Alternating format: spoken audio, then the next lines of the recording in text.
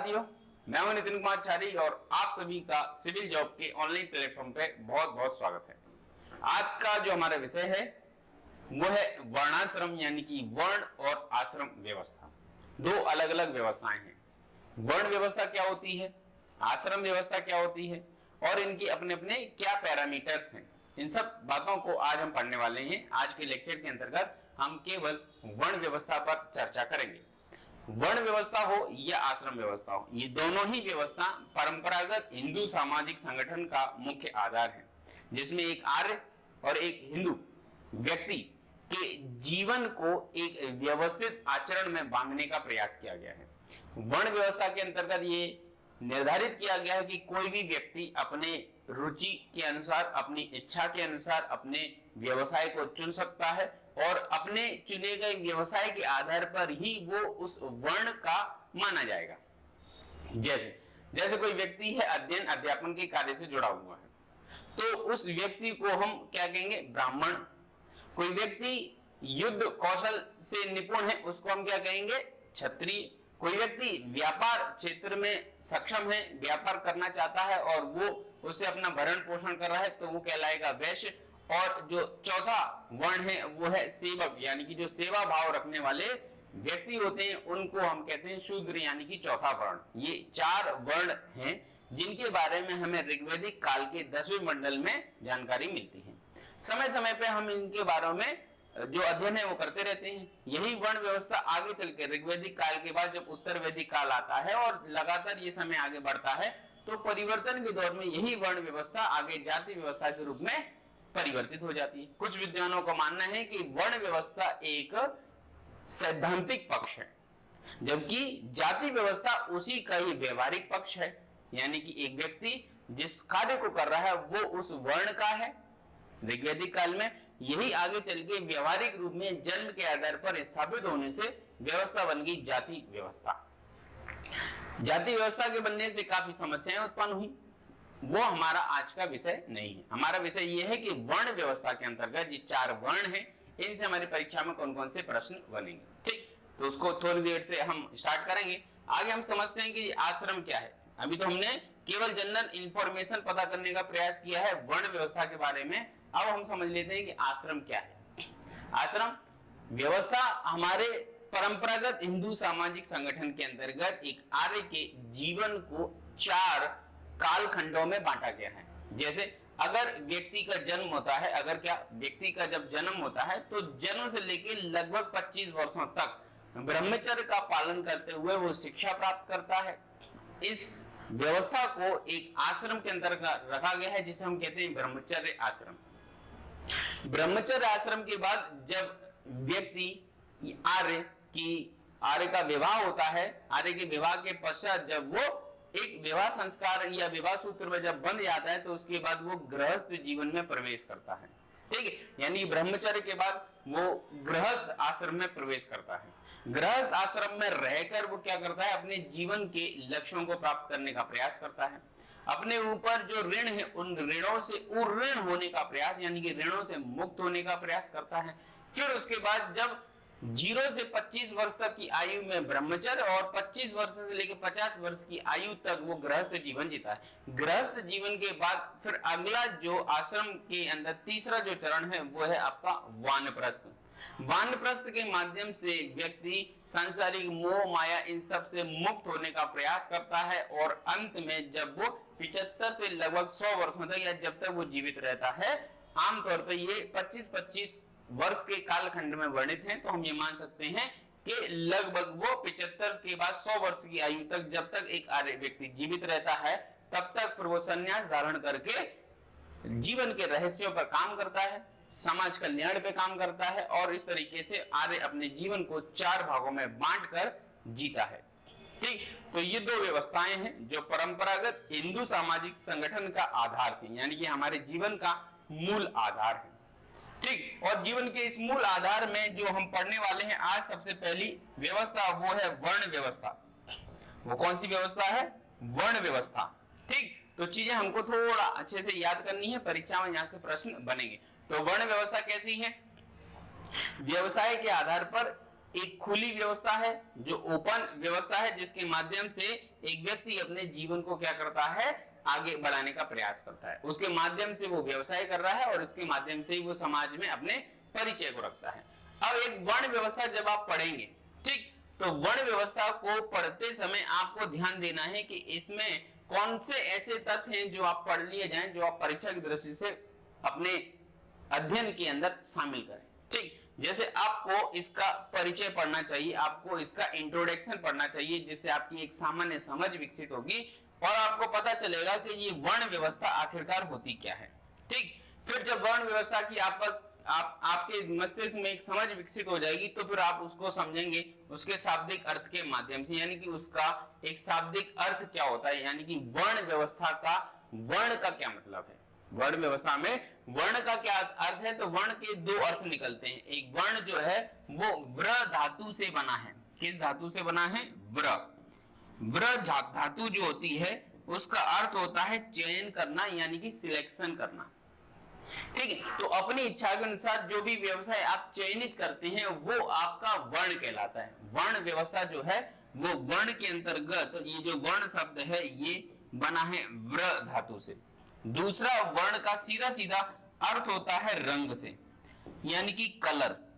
ठीक है, यहाँ पे वर्ण को रंग के रूप में भी स्वीकार किया गया। तो वर्ण के दो अर्थ हैं, दोनों अर्थों को हम आगे समझने वाले हैं। फिर ये जो वर्ण व्यवस्था है, इस वर्ण व्यवस्था की उत्पत्ति के क्या सिद्धांत हैं? तो वर्ण व्यवस्था की उत्पत्ति के सिद्धांत को कृष्ण भगवान गीता में बताते हैं, गुण का सिद्धांत। फिर उसके बाद हमें पता चलता है श्रीमद् भगवत गीता में कर्म का सिद्धांत। फिर हमें पता चलता है दैवीय सिद्धांत। ऐसे करके 3-4 सिद्धांत हैं। इन सिद्धांतों को भी हम क्या करेंगे? अध्ययन करेंगे, जिनके माध्यम से हमें पता चलेगा कि ये जो वर्ण व्यवस्था है वो आखिरकार किसके माध्यम से और कब यहाँ पर क्या है हमें पढ़ने को मिल रही है। फिर हम इन वर्ण व्यवस्था के अंतर्गत जो आपके 4 वर्ण हैं, ब्राह्मण, क्षत्रिय, वैश्य और शूद्र, इन चारों वर्णों का अध्ययन करेंगे। चारों वर्णों के अध्ययन के साथ साथ इनकी कुछ विशेषताओं को भी पढ़ेंगे।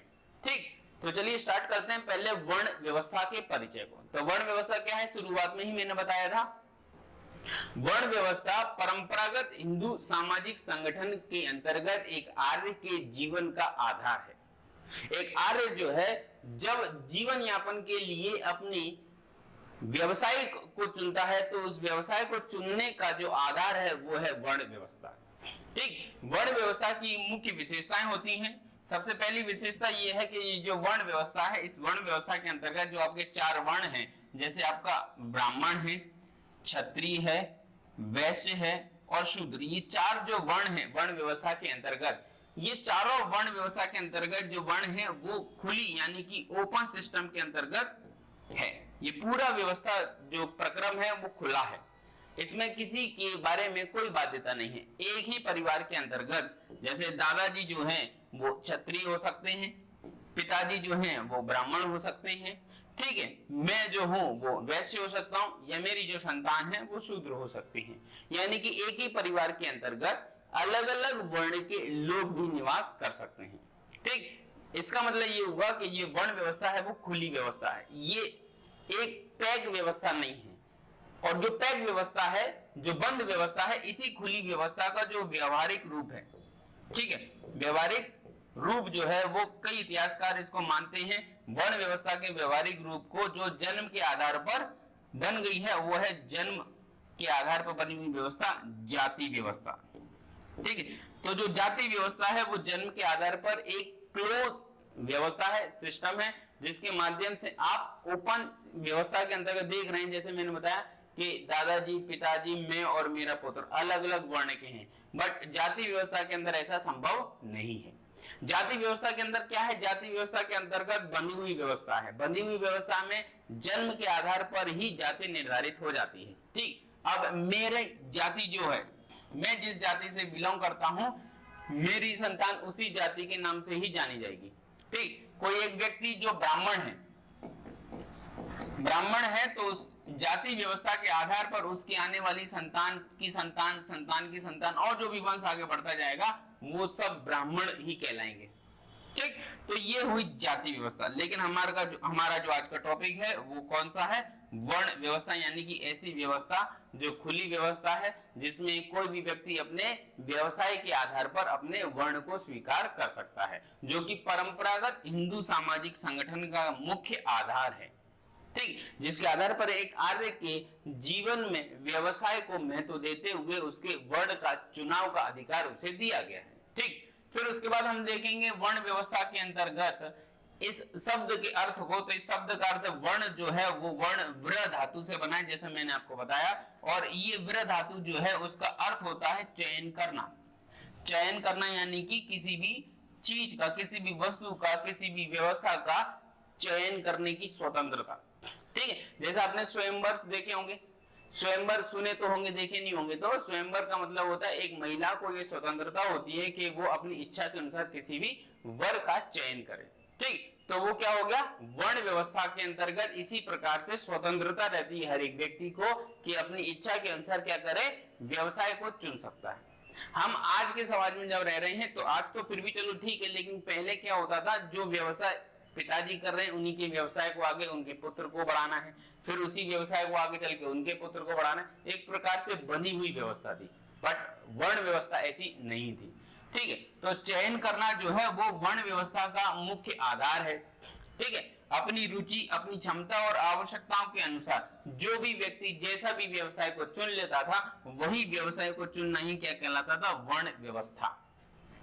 तो ये वर्ण व्यवस्था के अंतर्गत उस शब्द का क्या शाब्दिक अर्थ है, लेकिन कुछ अन्य विद्वानों के अनुसार इस वर्ण व्यवस्था को अलग स्तर पर भी प्रदर्शित किया गया है, जो वर्ण का अर्थ को रंग या प्रकाश से भी देखते हैं। वर्ण का अर्थ क्या होता है, रंग या प्रकाश।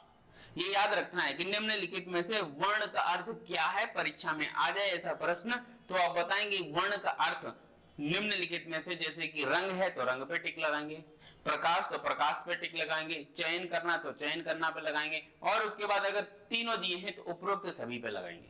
ठीक, तो याद रखना है ऋग्वैदिक काल में मात्र 2 वर्ण हुआ करते थे। जो भी हमारा ऋग्वैदिक काल है, इस ऋग्वैदिक काल के अंदर वर्ण की जो व्यवस्था है उसमें 2 वर्ण देखने को मिलते थे।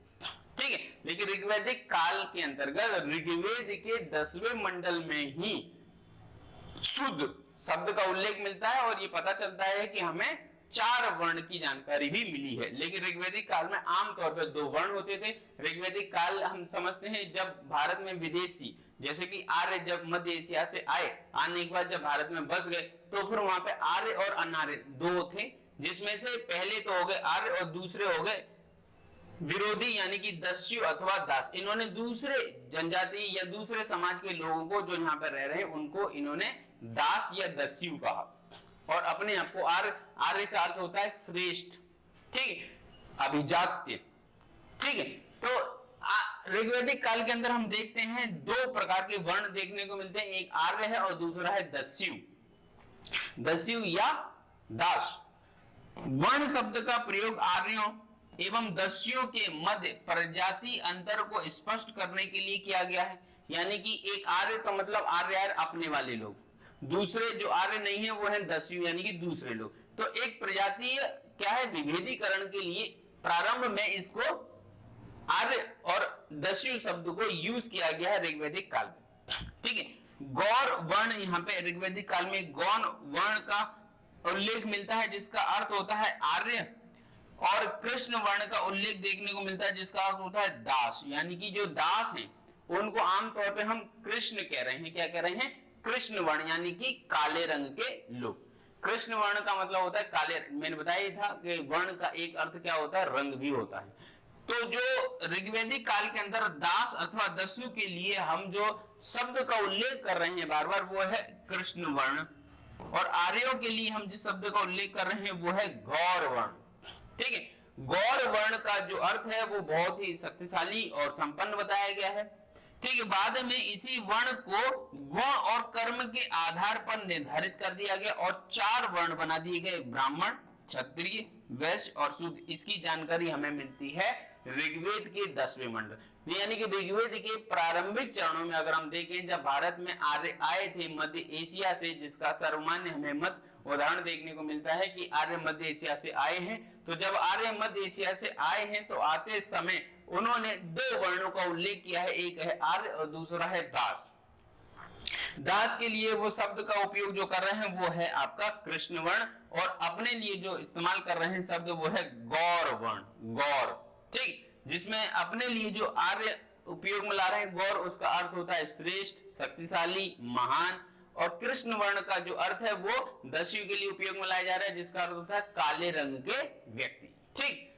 और फिर बाद में चल के यही वर्ण व्यवस्था गुण और कर्म के आधार पर निर्धारित होने लगी, और जिसके अंतर्गत हम देख रहे हैं 4 वर्ण स्पेशली, और 4 वर्ण कौन से? ब्राह्मण, क्षत्रिय, वैश्य और शूद्र, ठीक। इन चारों वर्णों में सबसे ऊपर जो है वो है ब्राह्मण वर्ग, ब्राह्मण, यानी कि इन चारों में सबसे ऊपर कौन है? ब्राह्मण, फिर क्षत्रिय, फिर वैश्य और शूद्र। अब क्यों है ये तो भगवान ही जाने, क्योंकि सिंपल सी बात है, देखो ये पूरी व्यवस्था ब्राह्मण के द्वारा बनाई गई है।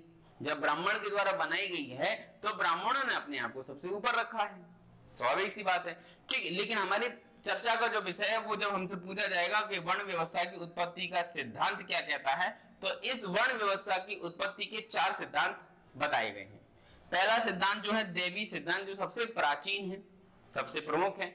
फिर कर्म का सिद्धांत जो कर्म के आधार पर बनता है। फिर है गुण का सिद्धांत, और तीसरा चौथा है रंगों के संबंध में वर्ण की उत्पत्ति का सिद्धांत, यानी कि कोई अलग अलग रंग के लोग हैं, है ना। ब्राह्मण गोरे बताए गए हैं, क्षत्रिय लोहित यानी कि लोहे जैसे रंग के बताए गए हैं, ठीक है। वैश्य अलग रंग के बताए गए, और शूद्रों के लिए काले रंग का उपयोग किया गया है, कि जो वर्ण कृष्ण वर्ण जो होते हैं यानी काले रंग के लोग जो होते हैं उनको हम क्या कह देते हैं? शूद्र कह देते हैं। तो ये 4 प्रकार के आपके सिद्धांत हैं जो कि वर्ण व्यवस्था की उत्पत्ति से संबंधित हैं। पहला जो सिद्धांत है जो है दैवीय सिद्धांत, यह वर्ण व्यवस्था की उत्पत्ति से संबंधित सबसे प्राचीन सिद्धांत है। परीक्षा में जब प्रश्न पूछा जाएगा तो ईमानदारी से इस चीज को याद करके सही टिक करना है, गलत नहीं करना है, कि वर्ण व्यवस्था के उत्पत्ति के संबंध में निम्नलिखित में से सबसे प्राचीन सिद्धांत कौन सा है? तो सबसे प्राचीन सिद्धांत है आपका दैवीय सिद्धांत, ठीक है। कौन सा सिद्धांत है? दैवीय सिद्धांत। फिर उसके बाद पूछता है ऋग्वेद के किस मंडल में, ऋग्वेद के किस मंडल में इसका उल्लेख किया गया है? तो ऋग्वेद के 10वें मंडल में, ठीक है। याद रखना ऋग्वेद के 10वें मंडल के पुरुष सूक्त के अंतर्गत क्या किया गया है? चारों वर्णों की उत्पत्ति के बारे में बताया गया, और ये बताया गया है कि विराट पुरुष के मुख से ब्राह्मण, भुजाओं से क्षत्रिय, उदर यानी कि पेट से वैश्य, और पैरों से शूद्र का जन्म हुआ है। यानी कि 4 अलग अलग अंगों से 4 अलग अलग वर्ण के अंतर्गत लोगों का जन्म होता हुआ बताया गया है दैवी सिद्धांत के अंतर्गत, ठीक है। और उसकी जो व्याख्या है वो ऋग्वेद के 10वें मंडल के पुरुष सूक्त में हमको दिखाई देती है, ठीक। इसी के अनुसार कुछ विद्वानों का मानना है कि महिला की उत्पत्ति पुरुष के जो विराट पुरुष है उसकी 12वीं जो पसली है, मानव शरीर में 12 जोड़ी पसली होती हैं, तो 12वीं जोड़ी जो पसली होती है सबसे नीचे पाई जाती, उस पसली से महिला का जन्म हुआ है। बाकी ये जो वर्ण व्यवस्था के अंतर्गत हम वर्ण शब्द का उल्लेख जो कर रहे हैं वो कहीं ना कहीं हम पुरुषों के समाज को इंगित करने का प्रयास कर रहे हैं। वर्ण व्यवस्था के अंतर्गत जिस वर्ण की बात हो रही है वो पुरुष के समाज की हो रही है। महिलाओं की उत्पत्ति जो है वो पसली के 12वीं हिस्सा जो है वहां से, विराट पुरुष के 12वीं जो जोड़ी पसली है वहां से महिला की उत्पत्ति बताई जाती है, ठीक है। तो हमें ये पता करना है कि विराट पुरुष के मुख से किसका जन्म हुआ है, विराट पुरुष की भुजाओं से किसका जन्म हुआ है, विराट पुरुष के उदर यानी कि पेट से, और विराट पुरुष के पैरों से अलग अलग वर्ण का उल्लेख देखने को मिलता है, ठीक। जैसे कि मुख से ब्राह्मण का, भुजाओं से क्षत्रियों का, उदर से वैश्य का, और पैर से शूद्र का जन्म हुआ है। ये दैवी सिद्धांत की मान्यता है, यानी कि दैवी सिद्धांत ऐसा मानता है।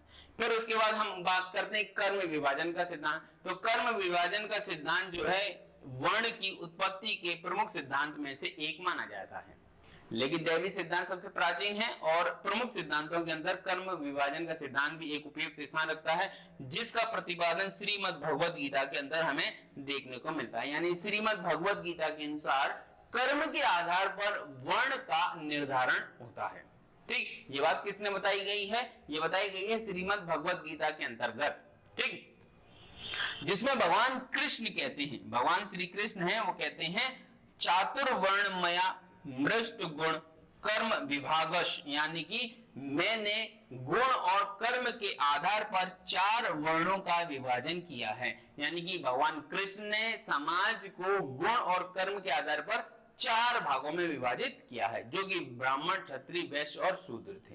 ठीक, भगवान कृष्ण का उल्लेख मिलता है। ठीक, फिर उसके बाद हम देखेंगे गुण का सिद्धांत। तो गुण का सिद्धांत क्या कहते हैं? मनुष्य अपने गुणों के अनुसार अपने वर्ण को प्राप्त करता है। जैसा मनुष्य का गुण है, जैसा स्वभाव है, जैसा उसका व्यवहार है, उसके आधार पर क्या करता है? मानव अपने वर्ण को प्राप्त करता है। गीता के अनुसार, ये श्रीमद् भगवत गीता से जुड़ा हुआ है, संबंध है इसका, लेकिन यहाँ पे केवल गीता के अनुसार बात हो रही है, श्री कृष्ण भगवान के अनुसार नहीं हो रही। गीता के अनुसार मनुष्य के 3 विशिष्ट गुण बताए, एक सत्वगुण, रजगुण और तम गुण, यानी कि जो अच्छे गुण हैं, बुरे गुण हैं, राजत्व गुण हैं, इनके बारे में उल्लेख मिलता है।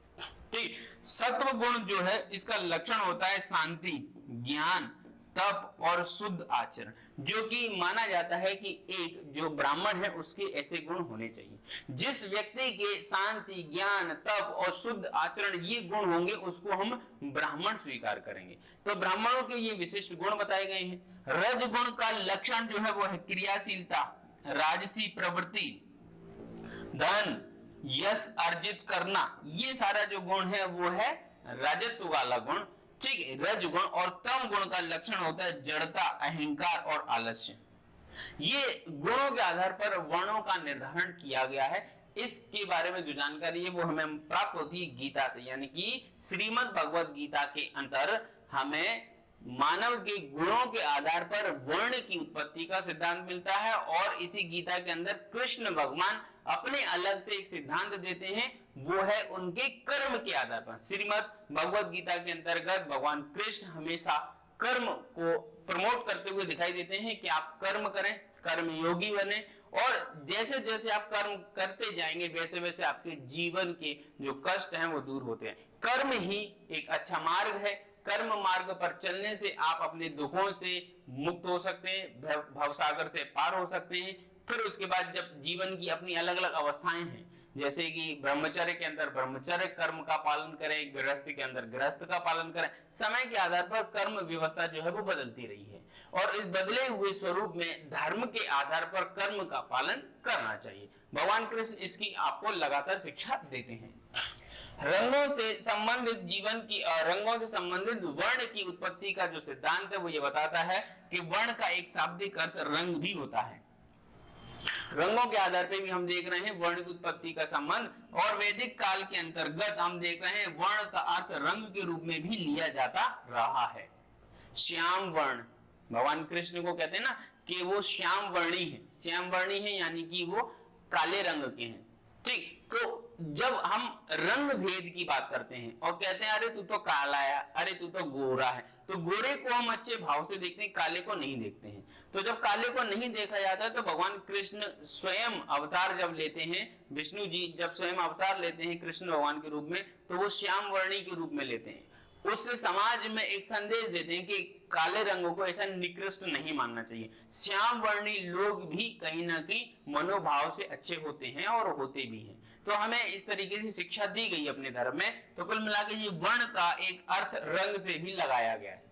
ठीक, महाभारत के अनुसार ब्राह्मण, क्षत्रिय, वैश्य और शूद्र, इन सब के अपने अपने रंग बताए गए हैं। एक श्वेत वर्णी यानी कि जो गोरे लोग होते हैं वो ब्राह्मण कहलाते हैं।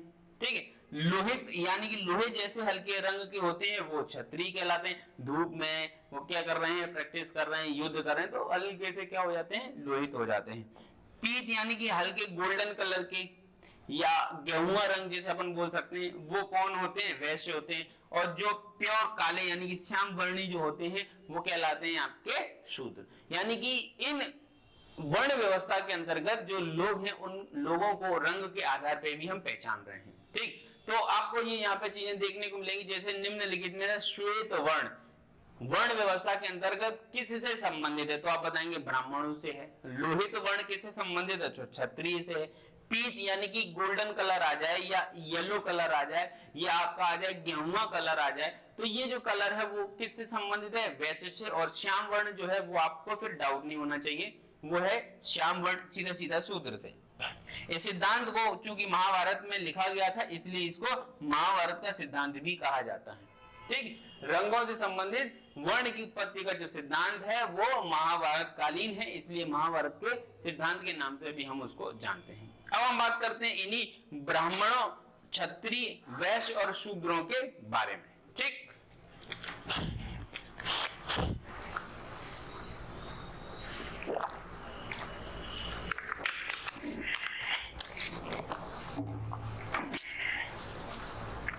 तो चलिए स्टार्ट करते हैं। ब्राह्मण, ब्राह्मण शब्द का मौलिक अर्थ उस व्यक्ति से है जिसमें ब्रह्म शक्ति विद्यमान हो, यानी कि जो ब्रह्म विद्या से निपुण हो, ब्रह्म शक्ति का ज्ञाता हो, ब्रह्म विद्या लोगों में बांटता हो, यानी कि ब्रह्म विद्या प्राप्त कर उसके माध्यम से लोगों को शिक्षा दे रहा हूं, समाज का कल्याण कर रहा हूं, समाज के लोगों को सही रास्ता दिखाता हूं, ये जो कार्य है वो बताए गए हैं ब्राह्मण के। ब्राह्मण शब्द का सर्वप्रथम जो अर्थ मिलता है वो प्रशिक्षित पुरोहितों के रूप में मिलता है। जब हमने ऋग्वेदिक, उत्तरवेदिक, ऋग्वेद और उसके अंदर यजुर्वेद, सामवेद, अथर्ववेद पढ़े थे, जब हमने ये वेद पढ़े थे तो इन वेदों के संबंध में हमने पुरोहितों को भी पढ़ा। ऋग्वेद के अंतर मंत्रों का उच्चारण करने वाला जो व्यक्ति है उस पुरोहित को नाम क्या दिया गया था? होत्र। तो पुरोहित कौन होते थे? यही ब्राह्मण होते थे। ठीक, तो कुल मिला के आपको याद रखना है कि ब्राह्मण शब्द का एक जगह पे पुरोहित शब्द के रूप में भी वर्णन मिलता है। ठीक है, जो संपूर्ण यज्ञ का अधिकायनत्व यानी कि आधिकारिक रूप से क्या करते थे? नेतृत्व किया करते थे। ठीक है, स्मृतियों एवं पुराणों में ब्राह्मण के लिए इंद्रिय संयम आवश्यक बताए गए, यानी कि ब्राह्मण ऐसे व्यक्ति होंगे जो अपनी इंद्रियों पर क्या करेंगे? संयम यानी कि नियंत्रण स्थापित करेंगे। ठीक, ये स्मृतियों के अनुसार ब्राह्मणों की क्या बताई गई है? विशेषता बताई है। ब्राह्मणों का स्वभाव शांत, सरल और धर्म के प्रति अनुरक्त होना चाहिए, यानी कि धर्म के अनुरूप होना चाहिए। कोई भी ब्राह्मण, जो आज की डेट में हम देख रहे हैं ऐसे कई लोग हैं जो कैसे हैं? ब्राह्मण हैं, लेकिन फिर भी मांस मदिरा का सेवन कर रहे हैं। तो अब वो जाति व्यवस्था के आधार पर तो हैं, लेकिन कर्म व्यवस्था के आधार पर वो उस चीज से क्या हो रहे हैं? विमुख हो रहे हैं। तो प्राचीन समय में मांस मदिरा का सेवन ब्राह्मणों के लिए क्या होता था? प्रतिबंध होता था। क्यों होता था? क्योंकि ब्राह्मणों को माना गया है शांत स्वभाव का, सरल स्वभाव का और धर्म के प्रति अनुरक्त, यानी कि धर्म के अनुरूप जीवन जीने वाले और धर्म के अनुरूप जीवन जीने के लिए लोगों को प्रेरित करने वाले लोग। ठीक, फिर उसके बाद आते हैं आपके क्षत्रिय। तो वर्ण व्यवस्था में दूसरा जो स्थान है वो शासकों को यानी कि क्षत्रियों को प्राप्त है, जिसके जो सदस्य हैं वो वैदिक युग के अंदर राजन या बाद में क्षत्रिय नाम से जाने गए। यानी कि शुरुआत में जब हम ऋग्वेदिक काल को पढ़ेंगे या ऋग्वेद को जब हमने पढ़ा तो उसके अंदर हमने देखा उसके राजनीतिक व्यवस्था में गांव सबसे छोटी इकाई है, फिर उसके बाद वेश है, फिर उसके बाद जन है, फिर उसके बाद कहलाता है आपका राजा, यानी कि पूरे राष्ट्र का प्रमुख राजन। ठीक, इसी राजन को आगे चल के हमने किस नाम से जाना? क्षत्रिय नाम से। ठीक है, क्षत्रिय का सैद्धांतिक कर्तव्य सुरक्षा प्राप्त कराना, यानी कि जनमानस को सुरक्षा प्रदान करना। जैसे विदेशी आक्रमण हो रहे हैं तो यही क्षत्रिय क्या करेंगे? आगे रहकर उस विदेशी आक्रमण का जवाब देंगे, जिसमें युद्ध के समय लड़ना एवं शांति काल के समय में शासन व्यवस्था को स्थापित करना। ऐसा नहीं कि क्षत्रिय का धर्म केवल युद्ध करना ही है। अब जब युद्ध हो ही नहीं रहा है तो क्षत्रिय क्या करेगा? नगर व्यवस्था को बनाएगा, प्रशासन व्यवस्था को बनाएगा, प्रशासन के माध्यम से नगर सुरक्षा, नगर की शांति देखभाल करने के कार्य में वो कहीं ना कहीं योजनाएं बनाएगा, समाज कल्याण के लिए कार्य करेगा। राजा वही है जो प्रजा कल्याण में कार्य करे। इस तरह से जो कार्य है वो क्षत्रिय के बताए गए हैं। पाली ग्रंथों के अनुसार जिन स्थलों पर 4 वर्णों का उल्लेख किया गया है वहां पर प्राय क्षत्रिय का नाम सबसे पहले आता है। ये पाली धर्म ग्रंथ जो हैं मुख्य रूप से उनके अनुसार बात हो रही है कि पाली ग्रंथों के अनुसार जो 4 वर्ण हैं, इन 4 वर्णों में क्षत्रिय सबसे पहले स्थान पे है। ये किसके अनुसार है? पाली के अनुसार। जब परीक्षा में पूछा जाएगा निम्नलिखित में से पाली ग्रंथों के अनुसार सबसे प्रमुख वर्ण के रूप में किसे स्वीकार किया गया है, तो आमतौर पर सभी व्यक्ति ब्राह्मण ही लगाएंगे। बल्कि पाली ग्रंथों के अनुसार ब्राह्मण नहीं बल्कि क्षत्रिय प्रथम स्थान पे है। ठीक, मनु ने आर्य सभ्यता के निकट रहने वाले युद्ध प्रिय लोगों का उल्लेख किया है, जिसमें यूनानी यानी कि यवन तथा शक और पहलव शामिल हैं। इनको क्षत्रिय नाम से उल्लेखित किया गया या क्षत्रिय नाम दिया गया है। यानी कि ये केवल मनु स्मृति जो है उसके अंतर्गत जानकारी मिलती है कि जो विदेशी आक्रामक जो लोग हैं जो भारत में आके बस गए हैं उनको भी हमने क्षत्रिय के रूप में स्वीकार किया है। ठीक, यानी कि मोटे मोटे तौर पे आप देख लो, एक राजा जो है वो क्षत्रिय है और जो पंडित है, जो पुरोहित है, जो हवन यज्ञ करवा रहा है वो ब्राह्मण है। दो मोटे स्तर पे आपको चीजें समझ में आई।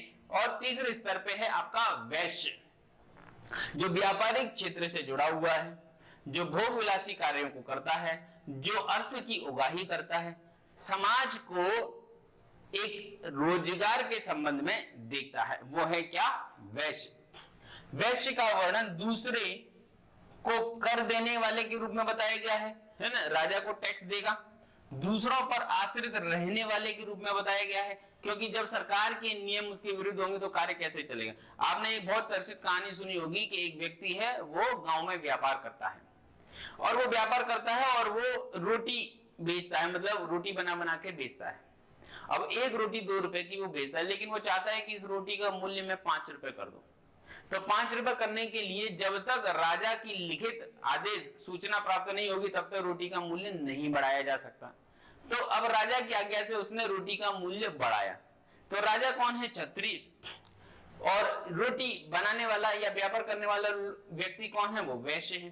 तो वैश्य क्या है? दूसरों को कर भी देता है और दूसरों के ऊपर आश्रित भी होता है। ठीक है, जब उसने रोटी बनाई मार्केट में बेचने के लिए लोग खरीद ही नहीं रहे, तो वो कहीं ना कहीं दूसरों पे आश्रित है ना। मनु के अनुसार वैश्य का मुख्य कर्तव्य होता है पशुपालन, यानी कि पशुपालन करके उनसे प्राप्त हुआ जो उत्पाद है, दूध, दही, घी, इनको बेचकर क्या कर रहा है? अपनी जीविका चला रहा है, जो सृष्टि के आरंभ में उसके अधिकार में दिया गया है। यानी कि पशुपालन का अधिकार जो है वो इन्हीं को ही दिया गया है। ब्राह्मण को ब्रह्म विद्या का अधिकार दिया है, क्षत्रियों को प्रशासन और युद्ध का अधिकार दिया गया, इसको पशुपालन क्यों दिया गया? क्योंकि आर्य प्रारंभिक रूप से पशुपालक समाज ही हुआ करते थे। ठीक है, मनु ने वैश्य को निमित्त पशुपालन तथा कृषि के अतिरिक्त अनेक उचित व्यवसायों की अनुमति दी है। यानी कि मनु ने जब समाज का निर्माण किया है, मनु स्मृति के अंदर इसकी जानकारी मिलती है कि समाज को व्यवस्थित करने के लिए उन्होंने वैश्यों को पशुपालन के साथ साथ कृषि और अन्य व्यवसाय संबंधी अधिकार दिए हैं कि जो व्यवसाय का कार्य होगा वो वैश्य करेंगे, जो ब्राह्मणों का कार्य है वो ब्राह्मण करेंगे, जो क्षत्रियों का कार्य है वो क्षत्रिय करेंगे। ठीक, बौद्ध और जैन जो धर्म ग्रंथ हैं, जो धर्म है, उनके अनुसार अनेक संपन्न व्यापारियों का जो वर्ण है उसका वर्णन किया गया है। यानी कि जैन और बौद्ध धर्म के अनुसार कई ऐसे संपन्न व्यापारी हैं, उसका वर्णन इसी के अंतर्गत किया गया है, जो महान ऐश्वर्य के साथ साथ शक्तिशाली सुसंगठित संघों के रूप में जीवन व्यतीत करते हैं। ठीक है, जब हम बौद्ध धर्म पढ़ेंगे तो बौद्ध धर्म में हम ये देखेंगे कई राजाओं के साथ साथ कई व्यापारियों ने भी बौद्ध धर्म को स्वीकार करके अपनी तरफ से कई धन धान्य उनको दान में दिया है, गांव के गांव दान में दिए हैं। ठीक है, संपन्न वैश्यों का सत्कार राजाओं के द्वारा भी किया जाता, क्योंकि भैया वो राजा को टैक्स दे रहा है ना। सिंपल सी बात है, राजा को टैक्स दे रहा है, उससे राजा का भी घर परिवार चल रहा है, शासन चल रहा है, सारी चीजें। आज की स्थिति में देख लो, अंबानी साहब इतना टैक्स देते होंगे, इतना टैक्स देते होंगे कि वो अगर टैक्स नहीं देंगे तो ऐसी स्थिति में शासन जो है अपना जो पूरी जीडीपी है उसका कहीं ना कहीं एक हिस्सा डगमगाएगा जरूर। ठीक है, तो जो बड़े बड़े उद्योगपति हैं, जो बड़े बड़े व्यवसायिक हैं, उनके टैक्स से तो देश चलता है। तो इसलिए क्षत्रिय यानी कि वो राजा जो होता होगा, वो राजा भी इनका सम्मान करता होगा कि भैया अगर इनने टैक्स नहीं दिया तो गड़बड़ हो जाएगी ना, तो इनका सम्मान करना स्वाभाविक सी बात है। अगला है शूद्र। तो शूद्र के लिए वर्ण व्यवस्था के अंतर्गत आर्य संस्कृति के अंदर हम किसी भी प्रकार के संस्कार को नहीं देखते हैं। क्यों नहीं देखते हैं? क्योंकि कहीं कहीं ये भी लिखा हुआ मिलता है कि शूद्र जो है वो अनार्य है ना, जिसके लिए दस्यु शब्द का उल्लेख किया गया है, दास शब्दों का उल्लेख किया गया है, सेवक शब्दों का उल्लेख किया गया है। तो ये एक प्रकार से देखें आर्य है ही नहीं। ये भी बताया गया। जब ये आर्य नहीं है तो आर्य के जीवन के लिए हम संस्कारों की बात करते हैं, 16 संस्कारों की बात करते हैं। तो सिंपल सी बात है, जब ये आर्य है नहीं तो इनको संस्कार क्यों दिए जाएंगे? ये एक मत के अनुसार, मैं अपना विचार नहीं दे रहा हूं, एक मत के अनुसार बात कर रहा हूं कि जब शूद्र आर्य नहीं है तो न होने से आर्य संस्कृति के अंतर्गत इनमें एक भी प्रकार के संस्कारों का उल्लेख नहीं मिलता। ठीक, उनको आर्य नहीं समझा जाता है, इसलिए उनको संस्कार नहीं दिए जाते हैं। फिर उसके बाद यद्यपि हम अर्थशास्त्र जो कौटिल्य के द्वारा लिखी गई है उसमें दास्ता जो शीर्षक अध्याय है उसके रूप में हम इनको आर्य के रूप में स्वीकार करते हैं। यानी कि कौटिल्य द्वारा एक अर्थशास्त्र नाम की किताब लिखी गई है, उस किताब के अंतर्गत दास्ता नामक एक अध्याय है, उस अध्याय के अंतर्गत स्पष्ट रूप से आर्य के रूप में शूद्रों को स्वीकार किया गया है। यानी कि शूद्र भी आर्य होते हैं, इस किताब के अंदर ये उल्लेख मिलता है। ठीक, तो ये बात याद रखनी है।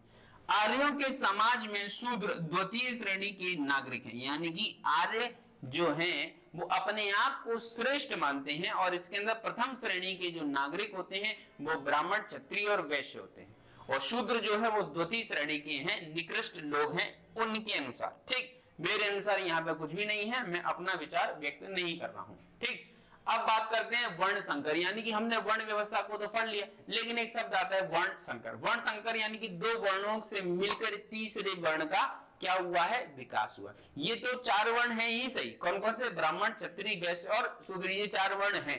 अब इस 4 वर्ण में से ये है आपका 1 नंबर मान के चलो ब्राह्मण, ठीक है, 2 नंबर पे क्षत्रिय, 3 नंबर पे वैश्य और 4थे नंबर पे शूद्र। ठीक है, ये 4 क्या है? आपके वर्ण व्यवस्था के अंतर्गत एक पूरा हायरार्की बनी हुई है।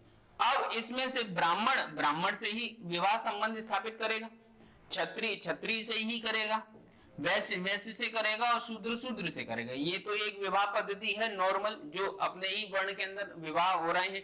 लेकिन अगर कहीं ऐसा हुआ कि ब्राह्मण ने वैश्य से विवाह कर लिया तो ऐसा हो सकता ना, प्रेम विवाह तो हर समाज में, हर जाति धर्म में हमें देखने को मिलते हैं। ठीक है, तो ऐसी स्थिति में ये ऊपर है ब्राह्मण, ये क्षत्रिय, ये वैश्य और शूद्र।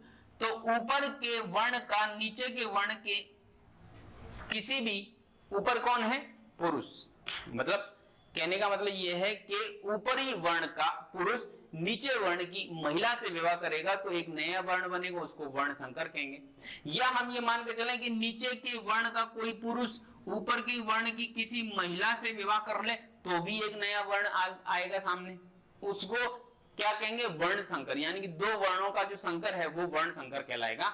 विवाह जो होगा मेल फीमेल के बीच में जो हो रहा है, अब मेल फीमेल के बीच में जो विवाह हो रहा है वो एक ही वर्ण के हैं तो इसमें कोई दिक्कत नहीं। लेकिन ये तो अलग अलग वर्ण के हैं, पुरुष अलग वर्ण का, ब्राह्मण, क्षत्रिय, वैश्य, शूद्र में से कोई एक पुरुष है, और दूसरे वर्ण की, ब्राह्मण, क्षत्रिय, वैश्य, शूद्र में ही दूसरे वर्ण की अगर ब्राह्मण पुरुष है तो महिला, पत्नी जो उसकी होने वाली है या जो महिला है वो ब्राह्मण नहीं होनी चाहिए, वो क्षत्रिय, वैश्य और शूद्र में से कोई, तो वर्ण संकर हो गया। तो वर्ण संकर का भी हमको यहाँ पे बहुत जगह पे उदाहरण देखने को मिलता है। और विवाह जो है हमारी संस्कृति के अंदर, समाज के अंतर्गत, वो हम आगे पढ़ेंगे। 8 प्रकार के विवाह बताए गए हैं, 8 प्रकार के अलग अलग विवाह हैं। ठीक है, इनमें से जो वर्ण संकर के संबंध में हम विवाह देख रहे हैं तो 2 प्रकार के हैं, अनुलोम और प्रतिलोम। कैसे? अनुलोम और प्रतिलोम, याद रखना, अनुलोम और प्रतिलोम विवाह। ठीक है, जो दोनों ही विवाह क्या है आपके परीक्षा की दृष्टि से इंपॉर्टेंट है। अनुलोम विवाह से प्रसिद्ध विवाह में पत्नी, यहां पे याद रखना, अनुलोम विवाह के अंदर पत्नी जो है, सॉरी पति जो है, पति यानी कि मेल, पुरुष, पति यानी कि मेल अर्थात पुरुष पत्नी से उच्च श्रेणी का होता है। अनुलोम विवाह का मतलब ये हुआ, कहने का तात्पर्य ये जो मेल है वो ब्राह्मण होगा या क्षत्रिय होगा, ठीक है, या वैश्य भी हो सकता है मान के चलो, और जो पत्नी होगी यानी कि फीमेल होगी वो नीचे वर्ण की होगी। अगर पुरुष ब्राह्मण है तो महिला क्षत्रिय हो सकती है या महिला वैश्य हो सकती है या महिला शूद्र भी हो सकती है, लेकिन पुरुष ऊपर के वर्ण का ही होगा और महिला जो है वो नीचे के किसी भी वर्ण की हो सकती है।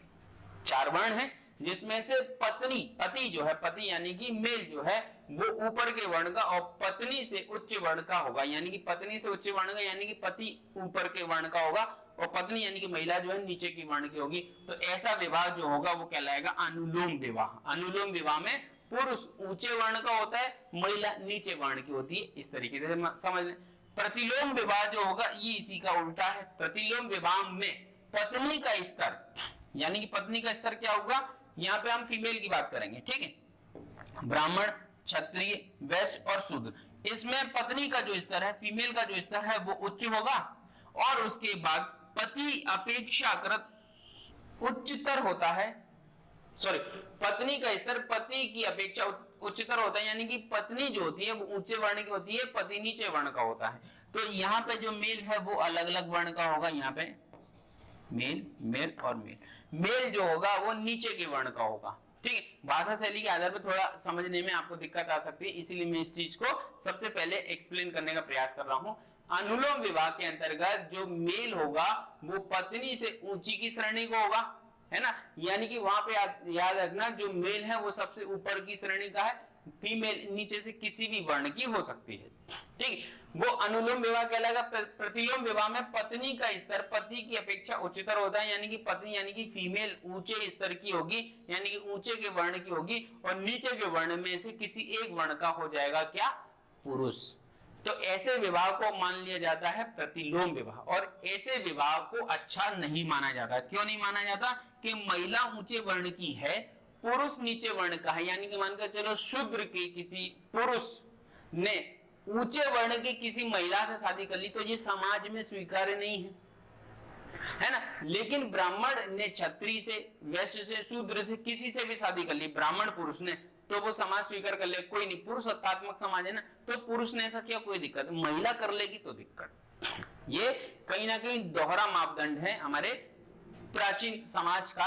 आज ऐसा कुछ भी देखने को नहीं मिलता है, लेकिन हमें अनुलोम प्रतिलोम विवाह में ये चीजें याद रखनी है। अनुलोम विवाह में जो मेल है वो ऊपर के वर्ण का होता है, फीमेल नीचे के वर्ण की होती है। प्रतिलोम विवाह के अंतर्गत फीमेल ऊंचे वर्ण की होती है, पुरुष यानी कि मेल नीचे के वर्ण का होता है। जो ये विवाह है इसको अच्छा नहीं माना गया है, ठीक है, ये चीजें याद रखनी है। अब शुरू से आते हैं। एक वर्ण से दूसरे वर्ण की स्थिति को प्राप्त करना, अपने वर्तमान वर्ण की स्थिति से नीचे खिसक जाना, ये वर्ण संकर कहलाते हैं। यानी कि दो वर्ण जब आपस में मिलकर एक नए वर्ण को स्थापित करते हैं, जन्म देते हैं, तो वर्ण संकर कहलाता है, ठीक। अंतरजातीय विवाह के परिणाम स्वरूप ही क्या होते हैं, वर्ण संकर पैदा होते हैं, ठीक। इस वर्ण संकर के अंतर्गत निषाद जो है, निषाद बहुत जगह देखने को मिलता है। निषाद शब्द का उल्लेख ऋग्वेद में भी किया गया है, ठीक। निषाद की उत्पत्ति ही अनुलोम विवाह के फल स्वरूप समझी जा सकती है। अनुलोम विवाह आप समझ गए ना, कि पुरुष ऊपर के वर्ण का होगा, महिला नीचे के वर्ण की होगी, तो पुरुष ऊंचे वर्ण का, महिला नीचे वर्ण की होगी। तो ऐसी स्थिति में अनुलोम विवाह के परिणाम स्वरूप जो संतानें उत्पन्न होगी, उन संतानों को हम क्या कहेंगे, निषाद। निषाद यानी कि ऊपर के नीचे के वर्ण से मिलकर पैदा हुए बच्चे, और इसमें ऊपर का जो वर्ण होगा वो मेल होगा, है ना, यानी कि पुरुष ऊपर के वर्ण का है और नीचे के वर्ण की महिला है, ठीक। जो सैद्धांतिक रूप से ब्राह्मण पुरुष तथा शूद्र स्त्री से उत्पन्न संतानों के कारण मानी जाती है। यानी कि अगर कोई ब्राह्मण पुरुष किसी भी शूद्र लड़की से विवाह कर लेता है तो उससे उत्पन्न होने वाली संतान को आप क्या नाम दे देते हो, निषाद नाम दे देते हो, ठीक है। और ऐसी संतान वर्ण संकर का उदाहरण कहलाती है, यानी कि ऐसी स्थिति में संकर बन गया है, जिसमें पुरुष ब्राह्मण है और स्त्री शूद्र है। ये अनुलोम विवाह हो गया, ऊपर वाला ब्राह्मण हो गया, यानी कि ऊपर वाला वर्ण हो गया ब्राह्मण और नीचे वाली स्त्री हो गई शूद्र, तो अनुलोम विवाह हो गया। अनुलोम विवाह के बाद जो उत्पन्न होने वाली इस प्रकार की संतान है उसको हम निषाद कहते हैं। ऐसे ही प्रतिलोम विवाह से उत्पन्न संतान के स्तर को अनेक माता पिता या दोनों के ही स्तर को निम्न समझा जाता है।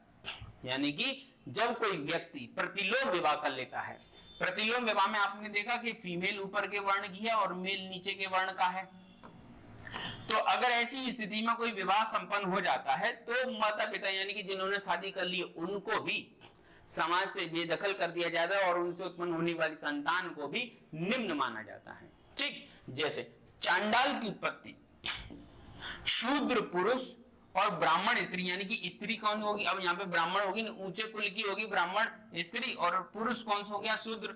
अभी हमने निषाद की बात की थी, तो निषाद की बात जो थी वो मेल जो था वो ब्राह्मण था और शूद्र जो थी वो स्त्री थी। स्त्री यानी कि फीमेल।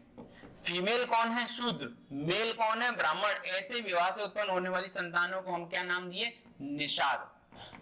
निषाद क्यों नाम दिए, क्योंकि यहाँ पे पुरुष ऊंचे वर्ण का है। लेकिन अब चांडाल किसको कह रहे हैं, चांडाल उसको कह रहे हैं जिसमें पुरुष नीचे वर्ण का है और स्त्री ऊंचे वर्ण की। स्त्री कौन है, ब्राह्मण है, और पुरुष कौन सा है, शूद्र है। तो पुरुष के शूद्र होने से, महिला के ब्राह्मण होने से जो संतान उत्पन्न होती है उसको हम कहते हैं चांडाल।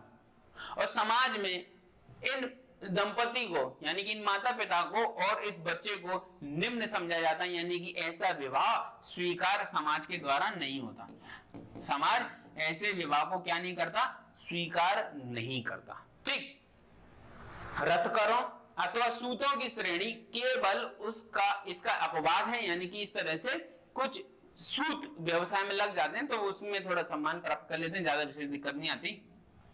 जिनकी उत्पत्ति जो है क्षत्रिय और ब्राह्मण के प्रतिलोम विवाह के परिणाम स्वरूप होती है। जिसमें क्या है कि क्षत्रिय जो होगा ऊपर के और ब्राह्मण जो होगी वो महिला होगी। ठीक है, ऊपर के स्तर पे, जैसे कि ब्राह्मण स्तर पे जो महिला है, प्रतिलोम विवाह में क्या महिला ऊपर के स्तर की होती है और नीचे के स्तर की क्या होते हैं, पुरुष। अगर पुरुष जो है वो कौन सा है, पुरुष कौन सा है, क्षत्रिय है, और महिला कौन सी, ब्राह्मण है। तो ये भी तो वर्ण संकर हुआ, लेकिन यहाँ पे शूद्र नहीं। तो एक बार को समाज क्या है, स्वीकार कर लेते, चलो कोई बात नहीं, ब्राह्मण ने क्षत्रिय से शादी की है तो क्षत्रिय भी एक सम्माननीय व्यक्ति है, तात्कालिक समय की बात हो रही है।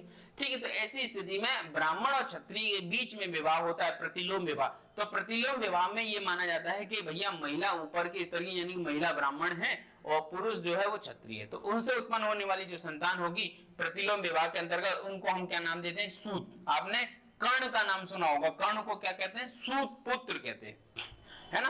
तो कर्ण को हमेशा समाज में क्या है, वो बेइज्जती झेलनी पड़ रही है, सूत पुत्र बोलते हैं उसको। क्यों बोलते हैं सूत पुत्र, क्योंकि ब्राह्मण कौन थी, महिला थी, और क्षत्रिय कौन था, पुरुष था। तो ऐसी स्थिति में ये प्रतिलोम विवाह का उदाहरण था, तो समाज उसको स्वीकार नहीं करा। एक हद तक स्वीकार कर लेता है, लेकिन चांडालों को तो बिल्कुल स्वीकार नहीं करता। समाज के अपने नियम कानून होते हैं। ठीक है, वैश्य पिता यानी कि पिता अगर वैश्य और क्षत्रिय माता है तो उनसे उत्पन्न होने वाली संतानों को हम कहते हैं भाट। आपने नाम सुना होगा चारण भाट। तो भाट जो होते हैं उसके अंतर्गत यदि पिता वैश्य है ना, ये जो पिता है वो वैश्य है और माता क्षत्रिय है, यानी कि यहाँ पे भी ये प्रतिलोम विवाह हो रहा है, क्योंकि महिला ऊपर के वर्ण की है, पुरुष नीचे के वर्ण का है, तो यहाँ पे भी प्रतिलोम विवाह है। तो ऐसे विवाह से उत्पन्न होने वाली संतान को हम क्या नाम दे देते हैं, भाट अथवा मागध। ठीक है, तो उनको दोनों को सुसम्मति प्राप्त होती है, यानी कि ये भी एक हद तक स्वीकार्य है। लेकिन शूद्र के साथ चाहे पुरुष क्षत्रिय ब्राह्मण वैश्य में से कोई पुरुष है और वो शूद्र की महिला से शादी कर लेता, उसको भी अधिकार नहीं है समाज में। अगर पुरुष नीचे वर्ण का है और ऊपर के वर्ण की कोई महिला तो भी नहीं है। ठीक, और यहाँ तो उसको सीधा सीधा चांडाल, पुरुष अगर शूद्र है और ऊपर के वर्ण में ब्राह्मण महिला है तो ऐसी स्थिति में उत्पन्न होने वाली संतान जो होगी वो चांडाल कहलाएगी, जिसको समाज में किसी भी प्रकार का कोई सम्मान नहीं मिलता, चाहे महिला हो, पुरुष हो, बच्चा हो, माता पिता हो, किसी को। तो ये हमारी परीक्षा की दृष्टि से एक इंपॉर्टेंट चैप्टर था जिसमें वर्ण व्यवस्था का अध्ययन किया। अगले लेक्चर के अंतर्गत हम जो पढ़ेंगे वो है आश्रम व्यवस्था। आई होप चीजें आपको समझ में आई होंगी। अगर अच्छे से समझ में आई हैं तो इसको लाइक, शेयर और सब्सक्राइब जरूर करेंगे, जिससे औरों तक इस सूचना को आसानी से पहुंचाया जाए। आपने एक मूवी देखी होगी जिसमें ये बताते हैं सलमान खान साहब कि अगर आपको अच्छा लगा है तो आप आगे और 3 लोगों की हेल्प करें। तो कुछ नहीं करें, आप उसी पैटर्न पे इसको 3 लोगों को शेयर कर दें, फिर अगर उसको अच्छा लगता है तो वो आगे 3 लोगों को शेयर कर दें। धन्यवाद बोलने की आवश्यकता ही नहीं, धन्यवाद तो केवल मैं बोल रहा हूं। आपने इतना मुझे सुना, समझा, उसके लिए धन्यवाद। ठीक, तो मुलाकात अगले लेक्चर में होगी, तब तक के लिए जय हिंद।